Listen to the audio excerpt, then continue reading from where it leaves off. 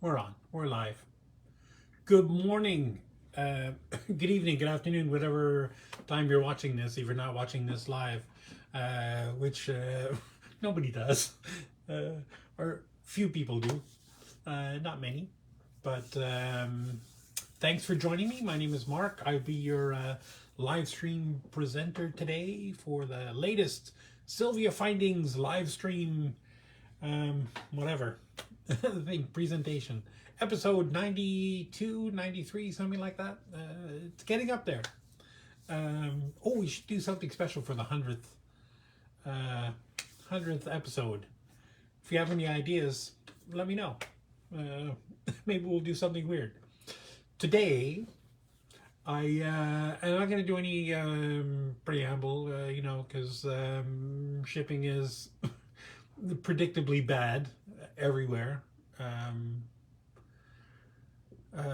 Especially,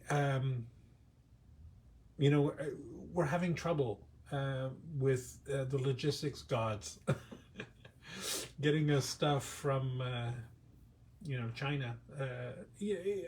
I mean, it's pretty much everywhere. All of Europe is having, similar issues, but they're being very serious about their lockdowns, so stuff just doesn't move quickly anymore. We've been having a lot of problems with getting stuff from our factory, gets to, ships just fine from the factory to airport in Hong Kong, but then it seems to get stuck there for I think the longest I've seen it get stuck is like 10 days, 11 days. It's just waiting to get on a flight because there are so few flights coming this direction. And all of the freight companies, some of them own planes, like we use DHL. DHL, they do own planes, but the vast majority of their cargo doesn't fly on their planes. They fly on commercial planes that they lease space on. And it's a problem when there are no flights or way fewer flights. And even worse when there are fewer people who are actually able to move the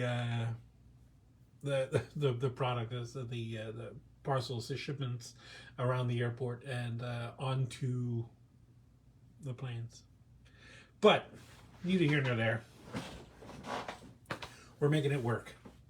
And the only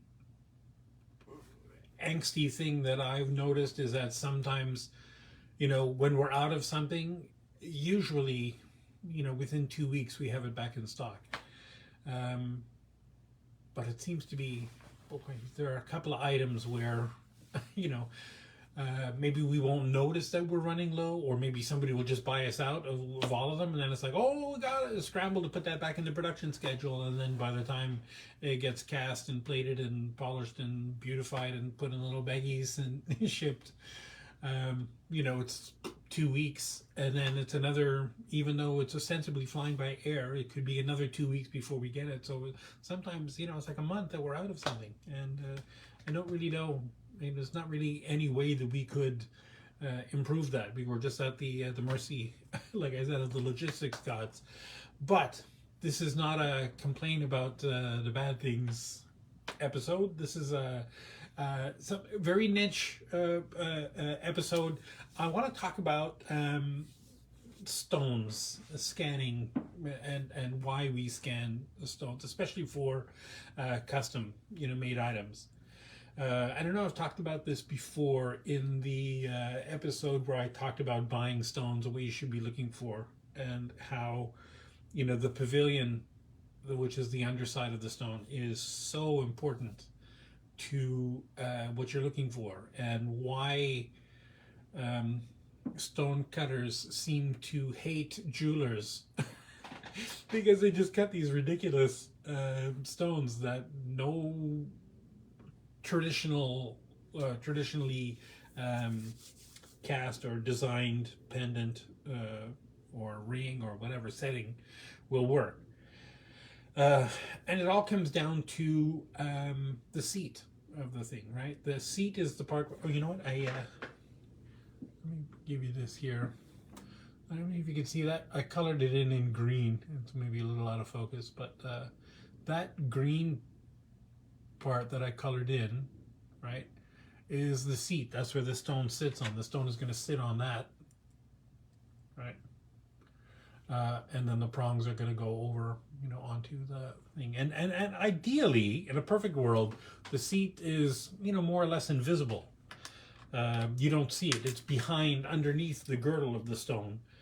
And the only thing that you would see from the front would be the prongs coming over and, holding onto that. And the bail, up at the top, sort of thing. But theoretically, the seat should be invisible.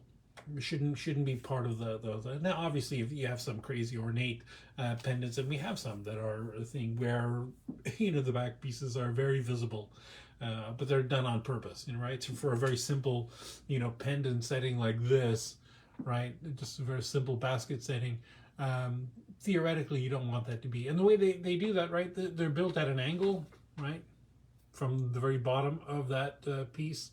There's a stabilizing frame, and the prong comes all the way up the side, against the seat, which is also a stabilizing piece, and then the prong continues up, and the part that continues up past the seat is the part that's going to fold over onto the crown and hold the stone in place. Pretty simple. Now, a lot of our settings are designed with what I call hybrid seats, right? Where they could be used for cabochons or cut stones, faceted stones. Obviously, for this kind of a setting with a deep basket like this, you wouldn't want to use that for a cabochon because all of the weight will be forward of the bail, and it'll end up sitting, at an angle like this on your pendant, which is not ideal. If the girdle of the stone is at just above the seat, and most of the weight is in the back, or about half the weight, they're meant to be sort of balanced anyway. But that's neither here nor there. It's not what we really came to talk about. So traditionally, and I'm going to show you this scanner here. Let me do this. How do I move this? Change this to the that.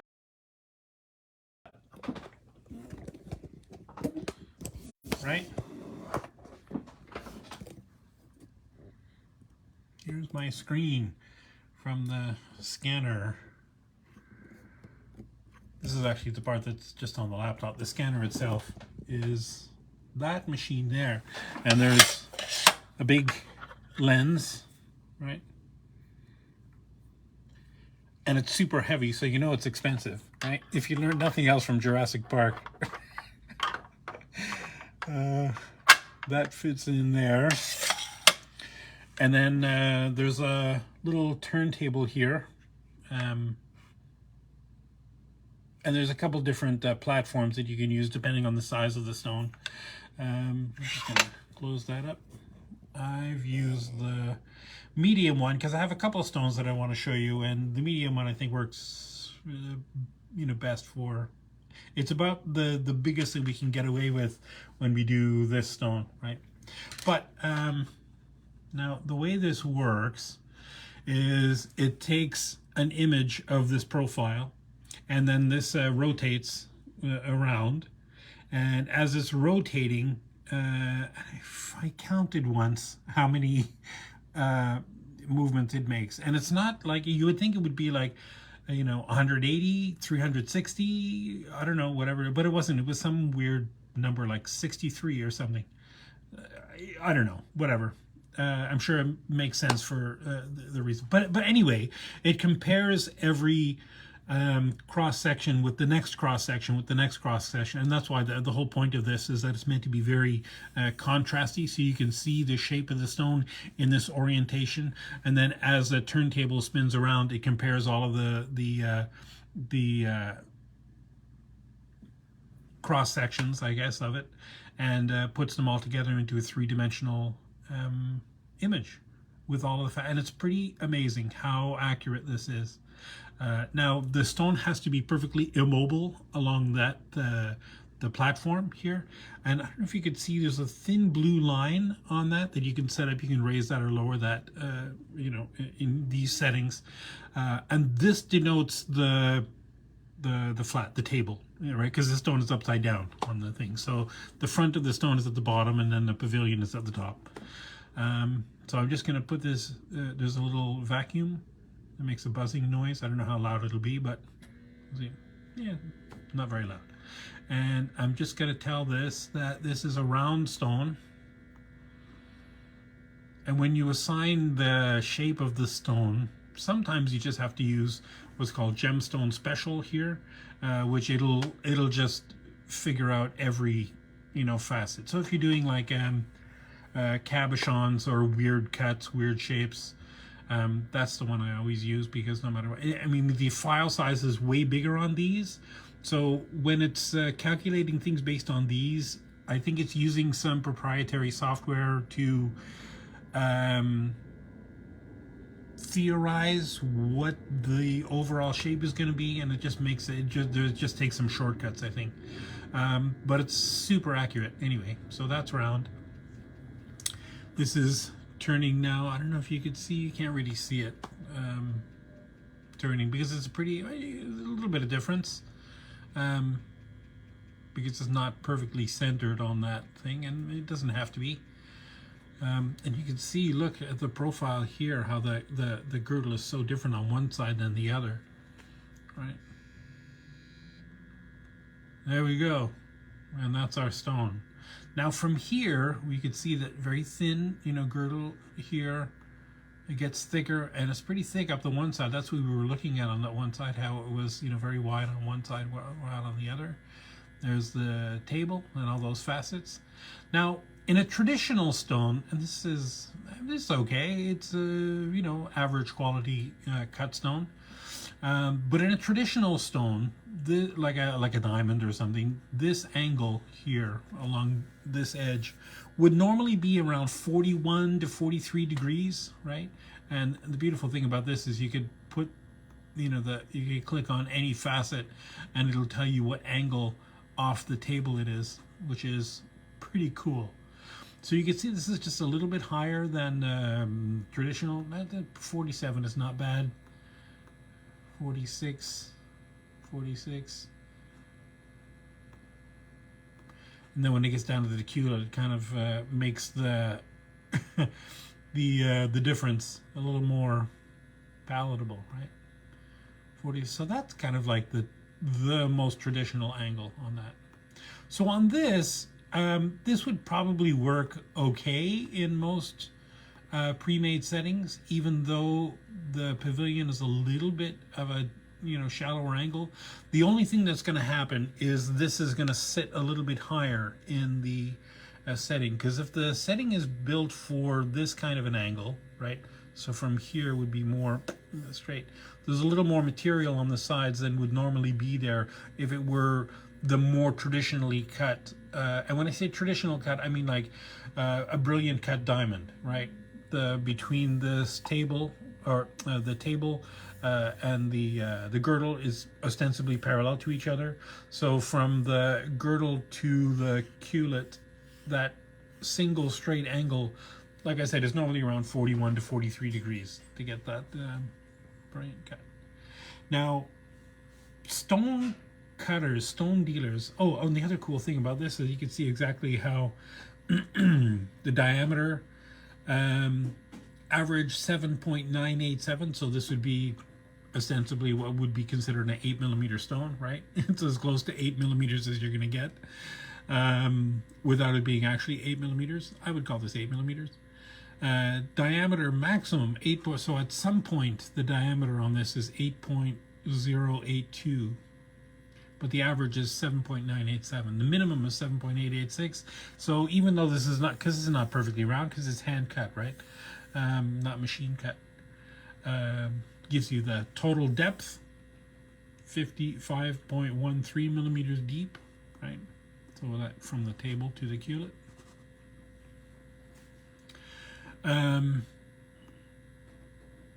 There's a crown angle, right, which is an average 38 degrees. There's a pavilion angle, which is an average, which is, again, it's about right. Remember I said 41 to 43 degrees? This gives you the ranges. The lowest, which we found down here, is about 36 degrees, and the high is about 44 degrees. Oh, that's not right. That should be higher, right? Because I'm looking at one right here. It's 49 degrees, 51 degrees. Pavilion depth. Anyway, so that's you know how that works, and this would work beautifully in, you know, a regular traditional setting like this. The girdle will sit down near the bottom of the seat, maybe a little bit up from the seat because of the angle here at the top. Let's go back and turn that off. And I'm going to show you, I'm going to do this one now, which is quite a bit bigger than this lovely blue topaz stone. This is fluorite. That's pretty close. Oops. Trying to get that centered on there. Mostly because this is about the limit that this platform will take. Let's just hope that this side doesn't come outside the range that it's be able to record at. I'll just put the vacuum on. And this is also round, so we'll just keep that setting on. I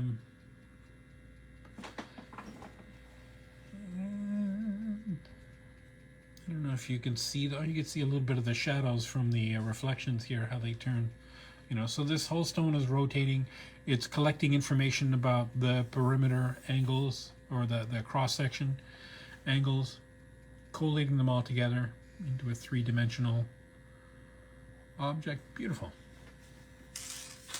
So now you can see that, you know, the girdle is not very straight, very wavy, you know. But the most important thing is, obviously, it's round and it's pretty. But the angle of this, you see how this is like 69 degrees, 71 degrees. That's it's like double the traditional 40-ish degrees, right? So this is going to be a problem in a normal setting, right? In a traditional, you know, basket setting like this, it's going to end up sitting very high up in the setting, unless you use a bigger setting, then it'll sit lower in there, but then the girdle will be visible, or the I should say the seat would be visible. So, you know, it's a catch-22. Then you have a situation, see, I mean, how cool is that, where you can just click on any facet and it'll tell you exactly, you know, where that facet is compared to the girdle, right? 90 degrees, because that's flat, and 90 degrees versus that. 0, of course, because that's that. Yeah, very cool. Very, very cool. And it's a nice faceting job. And the stone itself is not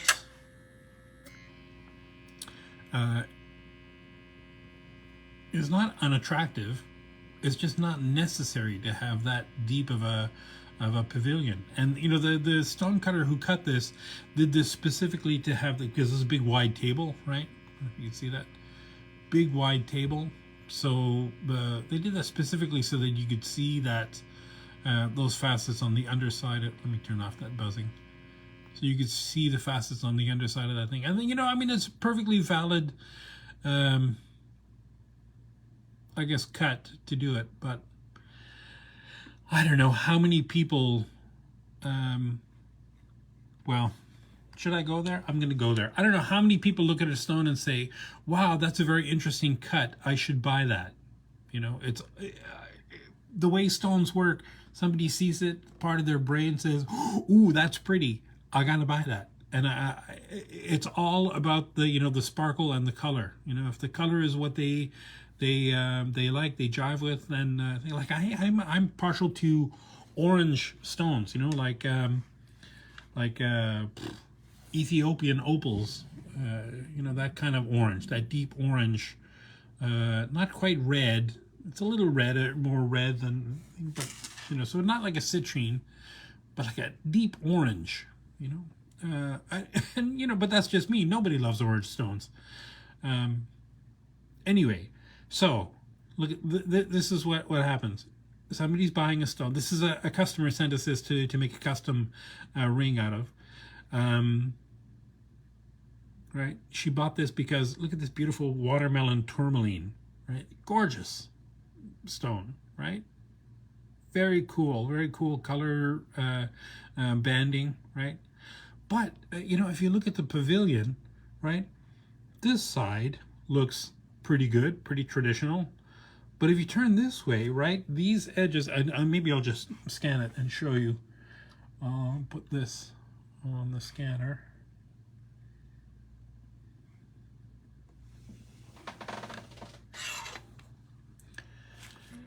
And that's a squarish one. Let's call it an emerald cut, or maybe a princess cut. No, I'll call it emerald cut. Yeah, why not? Close. I probably could have also called it an Asher cut, although that's really not an Asher cut. But here you can see that, you can definitely see that turning, right? And that big wide pavilion, culet, I should say. And how, you know, far wide from the angle, and then from the short sides, you know, nice and pointy. And then we can see that coming back around the other side.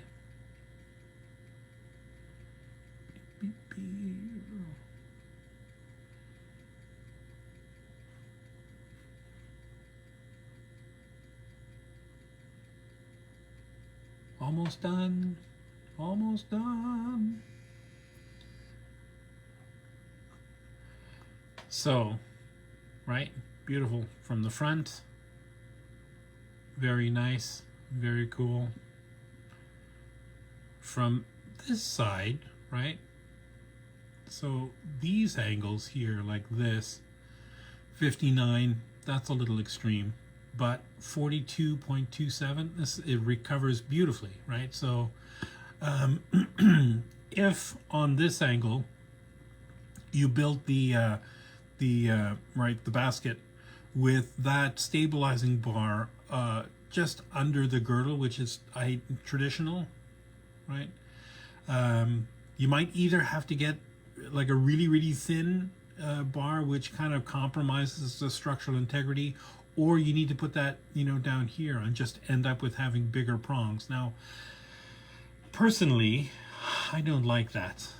I always feel like if the prongs are really long, it looks like it's sitting too high in the setting, you know, than it should be. So you just have to be really careful. But you know, this is still workable, still doable. You could get a stabilizing bar that's down near the bottom edge of this facet and still have the seat not be visible from the front, right? So you can have this, if you have a stabilizing bar down, you know, this far down the edge of that, you could still have the prong be, you know, come up across the edge of the girdle and still have the seat be visible, you know, along this edge. But when you turn it this way, these sides are like 75 degrees, right? 67 degrees. This is like nowhere near that traditional 41 degree angle. And this is a huge problem for this stone because no matter what you do, I mean, you have two choices. You can just leave no stabilizing bar between the prongs on either side of these, right? Which is, to me, is just like a non-starter. That's like a deal breaker. Just forget it. Or you've got to do something where the seat is visible, or you know, by putting it maybe on a stabilizing bar around the outside edge of the prongs instead of on the inside edge of the prongs, right? So traditionally, that seat, let me just come in closer, right? That seat is on the inside edge of the prongs, and the prongs are on the outside, right? But you could design a setting with that stabilizing bar on the outside edge of the prong, and have another seat, further down. So if you have the seat of the stone down at the bottom where it's more traditional, right, more traditional angles, where the seat is, this is also not exactly centered. I don't know if you could see this, right? So the center of this, the culet here is only about 40% of the way, in from one side and 60% away from the other. So that's also an issue that you need to worry about. But we could put the seat down at the bottom and then have a stabilizing bar along the outside edge of here with the prongs, and have it, be decorative, be something, but maybe something that a little more frames the stone, like as if you're doing it on purpose, because we would be. Anyway, if we're doing custom work, it's always really super important to get really good. God, look how off-center that is. You didn't really notice that from the actual stone, but that's pretty, not bad, but it's, okay, yeah, it's bad. I'm sorry. I hope the customer whose stone this is isn't watching this, because I guess I didn't really notice that when we were doing the thing. But anyway, neither here nor there. So it's really important, if we're doing custom work for you, that if you can send us a stone, we can do a 3D scan of it, and then we'll save this 3D scan, and then when we'll send it to the person who does the CAD design work, and when they're designing the pendant, they can have this actual virtual copy of your stone that they'll design the pendant around, or the ring, or the seat, the setting around. So everything ends up fitting beautifully, like we've done. We had one that was a crazy Baroque pearl that that we scanned and built a setting around it, and when the setting came in and we shipped it to the customer, they set the pearl in it, and it was perfect. The prongs all went weird places. I have a picture of that somewhere. I should have pulled it out to show you, but anyway, so let me just move this around.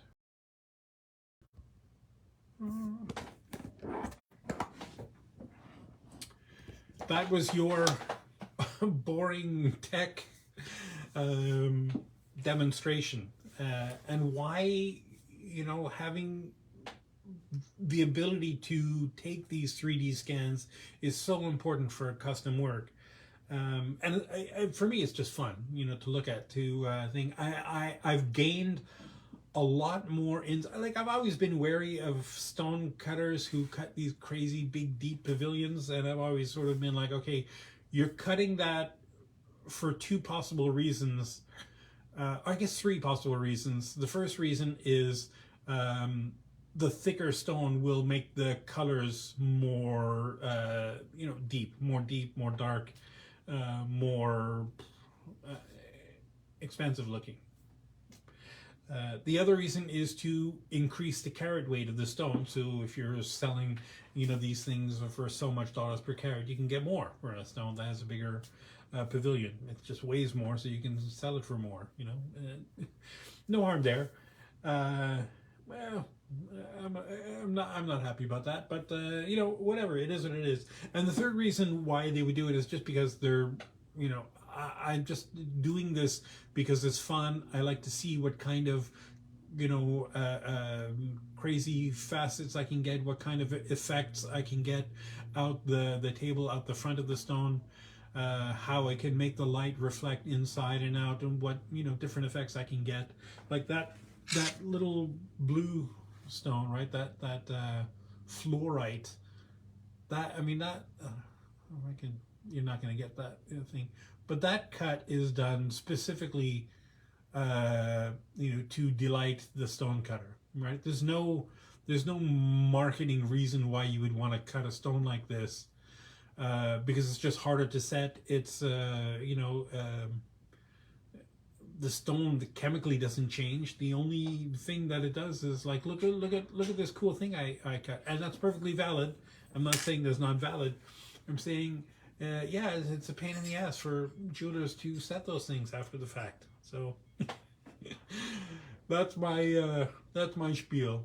And like I said, I've gained a lot of insight using this scanner and starting to see exactly, how stones are cut, how good some stones are, and man, you can really tell when it's a stone cutter who has a lot of years of experience. The girdles are all nice and clean and evenly spaced, and they're, the same right across. Or if they're really good, there's almost no girdle. It's like super, sharp.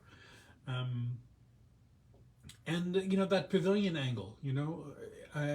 Some stone cutters, it seems, and I don't know if it's what it is, but I've never seen a diamond with a crazy pavilion like that. And I've seen just about every kind of colored stone, even expensive sapphires and rubies, those kind of things, with these crazy pavilions, and I can't figure out where, you know, where the concept break is. Like when you're cutting diamonds, it's like, okay, you have your diamond cutter overlords who are saying, dude, you must cut this according to these angles, and that's it. Okay, and I can see that. But I think it's no coincidence that all of the lab-grown stones, which we had a pretty nice discussion about the lab-grown and how, and it saddens me that they're not given the respect that they're due, because chemically they're identical to mined stones. They're made the same way. They're just made much quicker in a lab than they're made, in the ground. But chemically they're the same, and they're normally flawless. They normally don't have inclusions. They're normally, beautiful stones. But for some reason, people think, oh, lab grown, they're not real. I have to push back on that, because lab stones are as real as stones that you dug out of the ground. The only difference is that you don't have any of that questionable providence that some mined stones have attached to them. I'm not going to say anything else. Let's just leave it at that. But my point was that lab-grown stones are almost always cut with those traditional 41, 43-ish degrees pavilions, because those are the ones that are the most sparkly. That brilliant cut has that name because it's brilliant. It's just about the pinnacle of the stone cutting. I'm going to get in so much trouble by stone cutters who are watching this. But that brilliant cut is just about the pinnacle of the stone cutting profession, because you can't argue with science. The way the light penetrates the table, reflects around, back off those angles in the pavilion, and then back out. The angles don't lie, So that's why almost all of our seats are designed for that traditional, angle, and why sometimes, you can have a stone, you measure it with a caliper at 6 millimeters by 9 millimeters, and you buy a 6 by 9 millimeter setting, and you get it, and you put it, and it doesn't work because the pavilion is crazy huge, and it sits too high up in the setting, and you can adjust it, with carving out the seats to make the seats wider so that the stone will fit lower down in there. But it's a pain, but it's doable, I guess. I have no idea what the point of my rant was, except yeah, scanning is fun and we love it. So if you have a stone that you want us to make a custom thing on, send it in, and we'll scan it so your setting will be perfect. I think that's it. Oh my gosh, I've gone like 40 minutes. I thought this was going to be quick. I thought it was going to be 15 minutes, 20 minutes things. Here 40 minutes later. I do go on, don't I? Anyway, we'll see you again. Gosh, we have shows this coming weekend in the BC Gem Show in Chilliwack. And I'm sure all the information is in all the socials and everything. You could look us up. But then I think June, in the month of June, we have a show every weekend but one. So we were busy. Shows are starting again. So it's nice to be able to get back out to shows, start seeing people again. I tell you, this is not like a normal job, you know, where if you work at like a dentist's office or, you know, a bank or something, you know, not everybody who comes in is happy to be there, right? Whereas, I mean, this is, how can you argue? This is great. Everybody who comes in, you know, and we do stone setting, you know, at shows, there's a nominal fee. It's really small, but, you know, when you set a stone in a ring that for, you know, a person went to a booth, they bought a stone, and then you have a ring. Oh, I love this ring, and then put it in the thing, and it works, and you set the stone. Man, there's no amount of money that can pay for the joy that you can see in somebody's face when they have make a new heirloom. People love jewelry. It's a wonderful thing. And despite my complaining about stone cutters, we love you guys, because without you guys, you know, this wouldn't be possible. You know, all of these trays with all of these settings here behind me, we'd have nothing to put them in or to put in them. So keep cutting stuff. Just you know, hopefully take, you know, some of what I say to heart.